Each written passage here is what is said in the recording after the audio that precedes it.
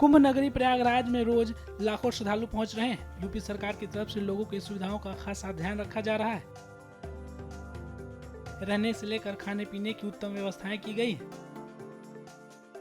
तो वहीं मेले में आए लोगों को घर जैसे जायके का मजा मिले, उसकी कमी यूपी का ये पहला डबल डेकर बस रेस्टोरेंट कर रहा है।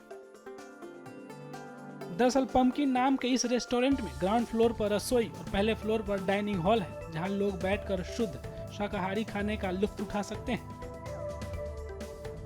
इस रेस्टोरेंट की सबसे खास बात यह है कि खाना खाते समय श्रद्धालु कुंभ का नजारा भी देख सकते हैं। ये मेरा फर्स्ट स्टार्टअप है और मेरी company lunar food and beverages है। और मेरी बस का जो ये डबल डेपर बस का जो कॉन्सेप्ट है वो ब्रांड नेम पंपकिन से है। पंपकिन ही क्यों रखा?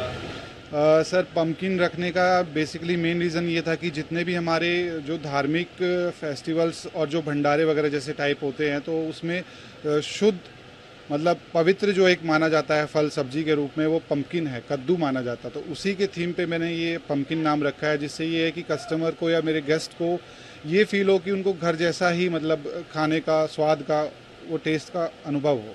रेस्टोरेंट तमाम खाने की दुकान अलग अलग होती है, यहाँ खास क्या है महाकुंभ को देखते हुए? सर, जो standing out other traditional restaurants होते हैं उस कंसेप्ट को हमने अलग करके यहाँ कुंभ से अपनी शुरुआत की है।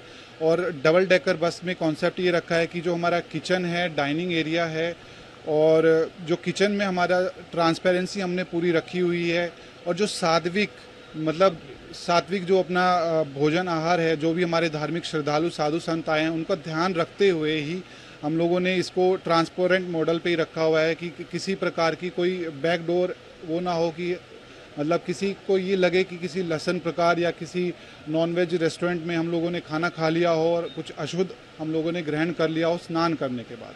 तो इस चीज़ का हमने बहुत अच्छे से ख्याल रखा है कि किसी भी श्रद्धालु को किसी प्रकार की कोई समस्या ना हो। तो सारा हम लोगों ने अपना किचन ट्रांसपेरेंट रखा हुआ है। कल्पवासियों को लेकर आप यहाँ तमाम पोस्टर पे लिखा है आपने, उनका क्या है? उनके लिए सर हम लोग ऑन डिमांड जो हमारे श्रद्धालु जैसे जिनका फास्ट होता है, तो ऑन डिमांड हम लोग उनके लिए जो भी फलाहार या जो भी सात्विक भोजन होता है बिना लहसुन प्याज का, वो हम उनको उपलब्ध कराएंगे।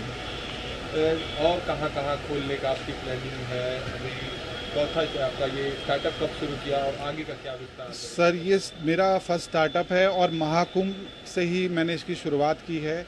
और जितने भी हमारे देश में धार्मिक स्थल हैं, और जैसे अयोध्या हो गया, काशी विश्वनाथ, मथुरा, वृंदावन, तो मेरा आगे फ्यूचर गोल यही है कि मैं वहाँ भी इसको इसी कंसेप्ट को आगे लेके चलूँ।